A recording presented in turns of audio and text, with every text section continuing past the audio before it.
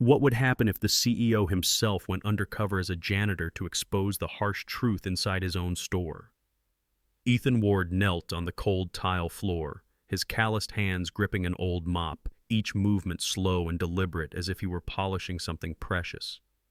Cleaning solution spread across the ground, the sharp chemical smell stinging his eyes, yet Ethan remained patient and focused, like a sculptor carving the final lines into a masterpiece. His faded uniform clung to his back, soaked with sweat.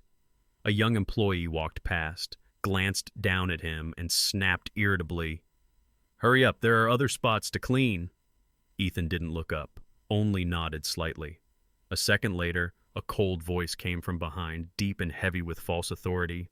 "Your lunch break starts when this floor is clean enough to see your reflection in it." Ethan nodded again, keeping his gaze hidden beneath sweat-matted hair. No one here knew that the man scrubbing the floor like a lowly janitor was actually the CEO of the largest supermarket chain in the state, a man who had spent more than 20 years building it from nothing. But he had chosen to return as an anonymous nobody, determined to see for himself the truths no report would ever reveal. For the next 3 days, Ethan Ward would live as a low-level employee to understand why one of his most important branches was drowning in complaints. He remembered the early days of his career, when these very hands had lifted crates onto shelves, when he had skipped meals just to unload shipments on time, and when he had fallen asleep in the cold storage room surrounded by the smell of cardboard.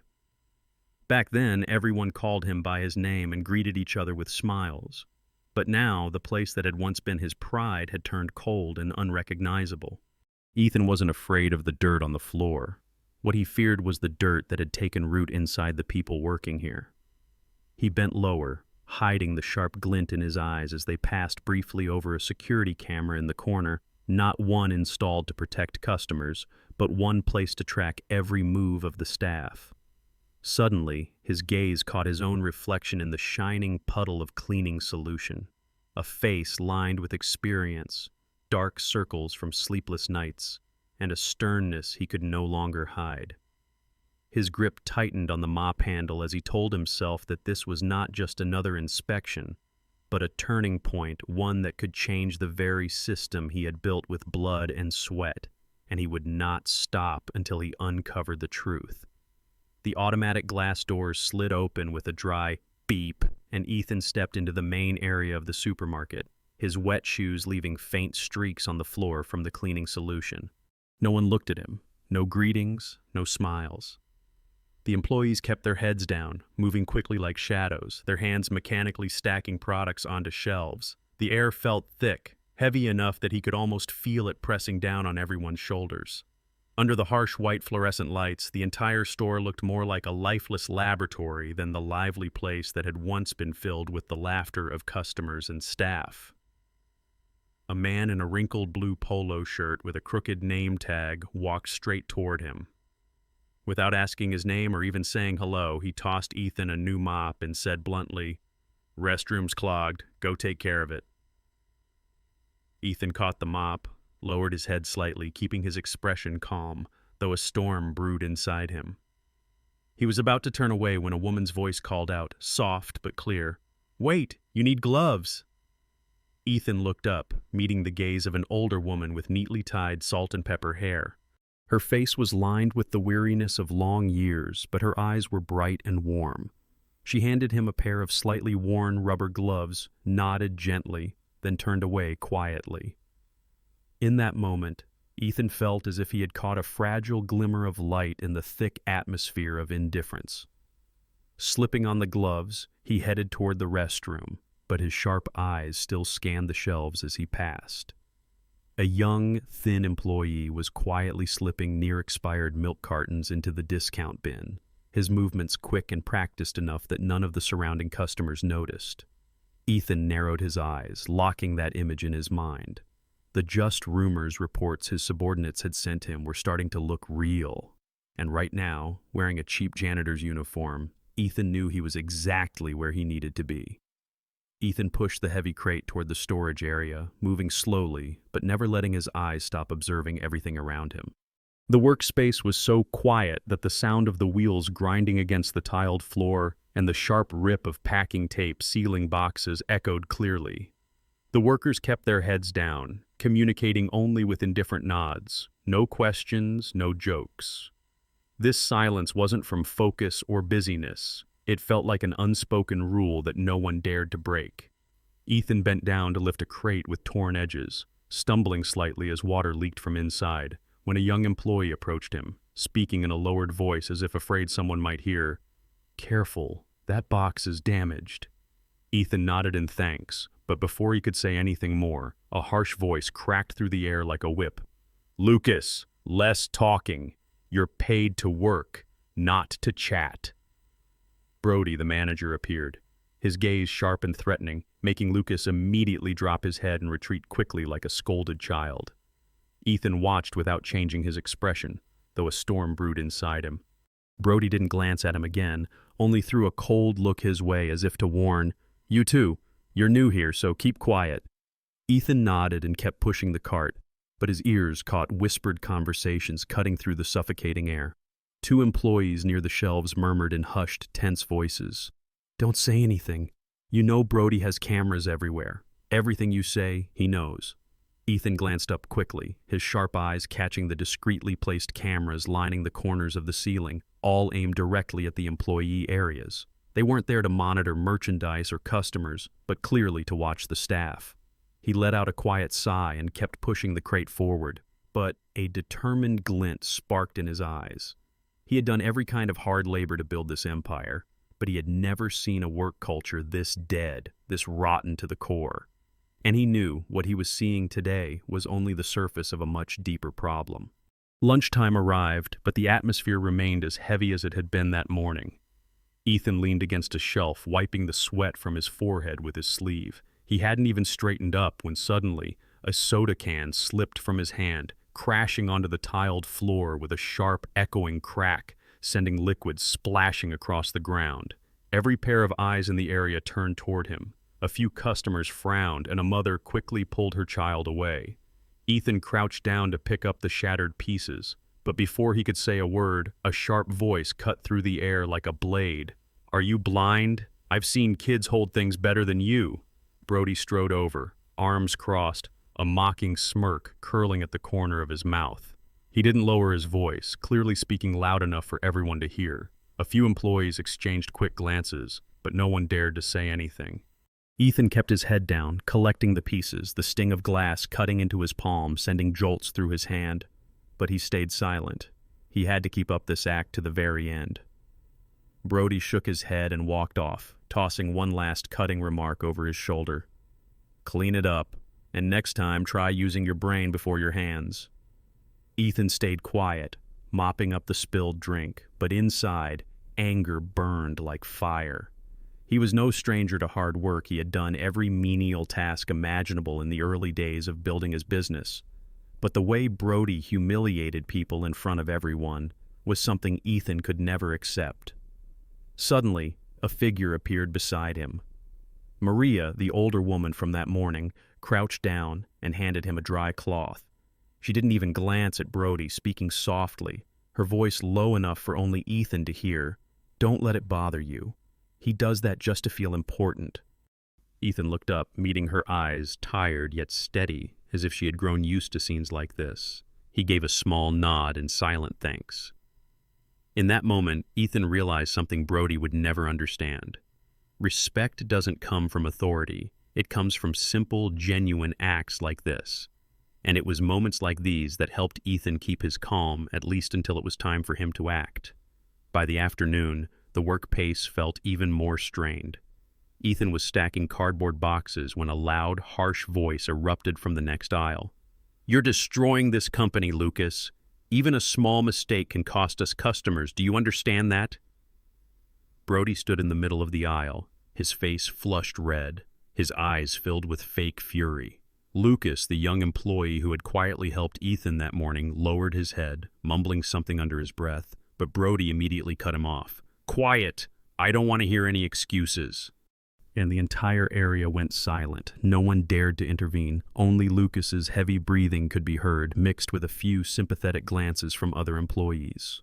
Ethan stood nearby, his hands tightening around the box he was holding, anger rising in his chest, but he stayed silent.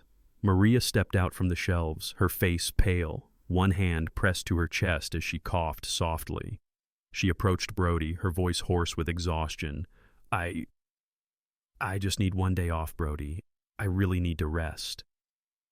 Brody didn't even look up from the inventory sheet in his hands, his tone cold and cruel. "We're short-staffed. That's not happening. Get back to work." Maria stood still for a few seconds, her eyes lowering, then nodded faintly before turning away. Ethan watched as she leaned against the wall to catch her breath, her hands trembling slightly as if clinging to the last bit of strength she had left. No one helped her. No one offered a word of comfort. Everyone simply kept their heads down, continuing their work as if they had long grown used to this. Ethan swallowed his anger, but his eyes hardened with determination. In that moment, he realized the worst thing here wasn't Brody's shouting or his cold-hearted cruelty. It was the fact that everyone had learned to stay silent, to accept this as just part of the job. And if even Maria, the only one who still held on to her kindness, was being pushed to the brink like this, he knew things had already gone far beyond the line. Night fell, and the store gradually emptied, the pale fluorescent lights reflecting off the cold tile floor. Ethan sat quietly in the corner of the break room, holding an old mop, watching the few employees left on the evening shift. His face remained as calm as ever, but in his mind, every plan was already set. When Brody entered the staff room, Ethan's eyes flicked toward him, and with a quick motion, he slipped a tiny camera from his pocket. He placed it behind a supply shelf, angling it carefully so the main area of the room was fully in view. Another camera was hidden behind the water cooler, positioned perfectly to capture clear audio of any conversation. Within minutes, everything Ethan had anticipated began to unfold. Brody sat leaning against the table, holding a cup of coffee, his voice dripping with smugness. "Move all the near-expired stock to the front of the shelves. Customers never notice. Damaged items? Throw them in the discount section. The faster they sell, the better." Two young employees sitting nearby nodded, one of them smirking. "What if a customer finds out?" Brody shrugged, his expression cold enough to chill the room. "We're here to sell, not to run a charity. If they don't like it, they can shop somewhere else." Dry laughter echoed through the silent room. Ethan stood a few meters away, pretending to organize boxes, but every word etched itself into his memory. Moving toward the storage area, he discreetly placed another small camera behind a towering stack of cartons. Just as he suspected, he stumbled upon an even worse scene. One employee held up a time card to the punch machine, whispering, "He's still at home, but I'll clock in for him, same as always." No one objected. Another worker even chuckled, "Brody knows, but he doesn't care. As long as the numbers look good."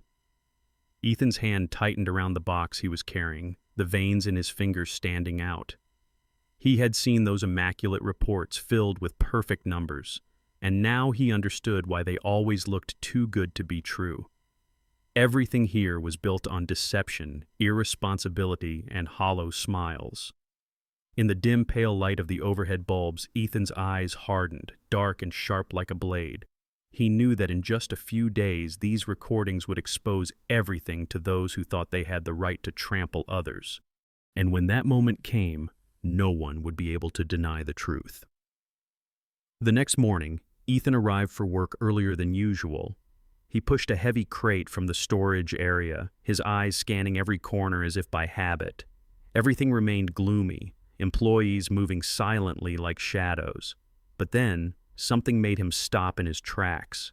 At the checkout counter, an elderly woman with silver hair stood nervously, her trembling hands fumbling through her wallet. Her voice wavered with worry. I'm short a little. Can I leave something behind?" The young cashier didn't look up, her tone flat. "Store policy doesn't allow underpayment. You can remove some items or come back when you have enough money." At that moment, Maria appeared. She walked over slowly, her face still pale with exhaustion, dark circles under her eyes, yet her gaze held a quiet gentleness. Maria spoke softly. It's all right. Let me take care of it. She pulled a crumpled bill from the pocket of her uniform and discreetly handed it to the cashier, her voice low enough that only Ethan could hear. Just ring it up in full for her. The elderly woman turned to Maria, tears welling in her eyes. Thank you. Thank you so much. Maria only smiled faintly, shaking her head. It's nothing. Just take care of your health. Ethan watched from a distance, his heart sinking. In a place where indifference had become routine, Maria still held on to kindness. She didn't do it for praise, didn't seek the grateful eyes of those around her. It was simply the instinct of someone who still believed kindness was the most valuable thing left. A nearby employee glanced at the scene and muttered under his breath, his tone half pity, half fear. If Brody finds out, she's done for. Ethan heard every word, and his eyes grew darker with resolve. While most chose silence just to survive, Maria dared to do what was right, even if it meant paying the price. And it was people like her that reminded Ethan why he could no longer stay on the sidelines. In that moment, he felt it clearly. This was the faint light in the darkness, the very thing that reminded him why he had to do what was coming next. That afternoon, the atmosphere in the storage room felt heavier than ever. Ethan was stacking cardboard boxes when Lucas, the young employee who had been scolded by Brody before, quietly passed by. He stopped for just a second, tilting his head as if pretending to check a label, then whispered so softly it was almost only for Ethan to hear. You've seen enough, haven't you? We can't say anything, but someone has to do something. Without another word, he quickly lowered his head and pushed his cart away, not daring to look back. Ethan stood still, his eyes following Lucas's back as he disappeared between the towering shelves.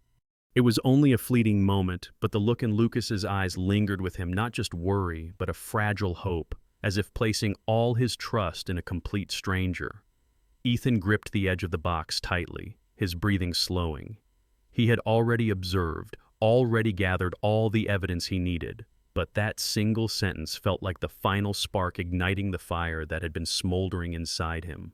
He turned his gaze toward the staff office where Brody sat laughing with the two employees who had been clocking in for each other. Their laughter rang out, full of arrogance, as if everything here was firmly under their control. To Ethan, Brody was no longer just a bad manager. He was the face of a rotten culture that was eating away at every person in this store. Maria was forcing herself to work despite her exhaustion. Lucas had been pushed to the point where silence was his only defense, and every decent worker had learned to keep their head down just to survive. Ethan drew in a deep breath, his eyes hardening to a cold, sharp focus. He hadn't come here just to observe anymore. It was time for this to end, and he would be the one to put a stop to it. 3 days of pretending to be a janitor had been enough to uncover every dark corner. Now, CEO Ethan Ward would no longer hide behind this worn uniform. He was ready to step out with the truth in his hands and a fury he had held back for far too long. The final afternoon of his shift began with an unusual announcement. Standing at the store's announcement counter, Ethan's deep, firm voice echoed throughout the building. All employees report to the break room at 5 p.m. No one is excused. Surprised glances and murmured confusion spread across the store. Brody stormed over, his voice sharp with irritation. Who gave you the right to give orders here? Ethan looked at him, his expression calm but unyielding. You'll understand soon enough. Brody froze, annoyed but curious, and in the end, he didn't stop him. At exactly 5 p.m., the break room was packed. Familiar faces lined the walls, tense and tired, their eyes wary. Brody entered last, hands in his pockets, his usual confidence tainted with mild annoyance. Ethan stood at the front of the room, still in his worn uniform, but his gaze had changed sharp, commanding, full of authority. His eyes swept across the room before he took a deep breath and spoke, his voice carrying clearly. For the past 3 days, I've worked alongside you. I've listened, I've watched, and I've remembered everything. He paused, his eyes locking onto Brody. And today, I'm going to show you the truth you've all had to endure for far too long. Ethan reached into his pocket and pulled out a tablet, switching it on. The screen displayed videos recorded over the last 3 days. Brody laughing as he ordered near-expired products pushed to the front shelves, employees clocking in for each other, Brody's harsh public humiliations, and finally, the moment he coldly refused Maria's plea for a day off. The break room fell into a heavy silence, broken only by the sound of the videos playing. When the final clip ended, Ethan turned off the tablet, his eyes fixed on Brody, his voice low and sharp. This isn't a mistake, not a one-time lapse. This is how you run things, a culture that's rotting from the inside out. Brody forced an awkward laugh, trying to keep his composure. You're misunderstanding. If you think you have the authority... Ethan cut him off, his tone like steel. I don't think, I know. And I'm not a janitor. I'm Ethan Ward, CEO of this entire chain. Shocked murmurs erupted. Several employees gasped aloud. Brody's face drained of color, panic flashing in his eyes. Ethan stepped forward, his gaze unwavering. You're fired, right here, right now, and there won't be a second chance for leaders like you. Maria stood at the back, her eyes red, her hands clenched tightly. Lucas looked at Ethan, hope flickering in his eyes for the first time. Then a single clap broke the silence. Maria started it, slow but firm. More followed, building until the room was filled with thunderous applause. Brody stood frozen amidst the sound, his face blank with disbelief. Ethan didn't smile. He simply gave a small, firm nod, as if making a promise from this moment on, nothing would ever be the same again. 4 weeks later, Ethan walked into the familiar store, no longer wearing the old janitor's uniform. He wore a simple shirt, his hands casually tucked into his pockets, moving slowly through the bright aisles. From the moment he stepped through the door, he could feel the change. The suffocating atmosphere was gone, replaced by cheerful greetings ringing out from the staff. Good morning, welcome to the store. A few customers browsing nearby smiled when they heard it, something that had never happened before. Ethan stopped near the checkout counter. Maria stood there, her salt and pepper hair neatly tied back, a new name tag on her chest. Store manager. She was patiently guiding a young cashier through a transaction, her voice calm and gentle. Don't rush. Always focus on the customer first. Everything else can wait.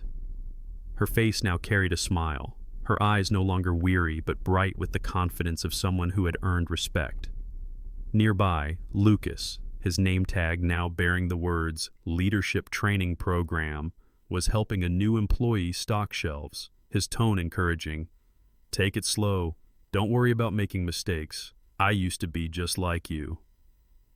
Ethan watched quietly, taking in every small sign of change. An elderly man dropped a bottle of water, and 2 employees rushed over immediately to help. A customer asked about a product, and the staff not only gave directions but chatted with a friendly smile. There were no more averted gazes, no more heavy silence. The store was now filled with genuine thank yous, warm greetings, and real smiles. He paused near the entrance, his eyes sweeping across the store, the corner of his lips lifting into a faint smile. He didn't need to step into the office, didn't need to ask about sales figures, because the most important thing he needed to see was right there. Respect and dignity had been restored to everyone in this place. Maria noticed him, gave a small, grateful nod with a quiet smile, but said nothing more. No explanation was needed. From across the room, Lucas caught Ethan's gaze and returned it with a firm, determined nod. Ethan turned and pushed open the glass door. A light breeze swept in, carrying with it the fresh, warm air of a new beginning. He knew he couldn't stay here forever. There were other stores to revisit, other stories waiting to be rewritten. But at least here, he had fulfilled the promise he made to himself, to restore faith to those who had been forgotten. And he left in silence, leaving behind a store that had truly found its soul again. A business is not built solely on impressive numbers, but on how it treats the people within it. Respect and dignity are the strongest foundations, something every true leader must recognize first. If you also believe that kindness can change an entire team, Leave a like and subscribe so we can share more inspiring stories together. And don't forget to comment below with the words respect first to let us know you stand with these values that truly matter.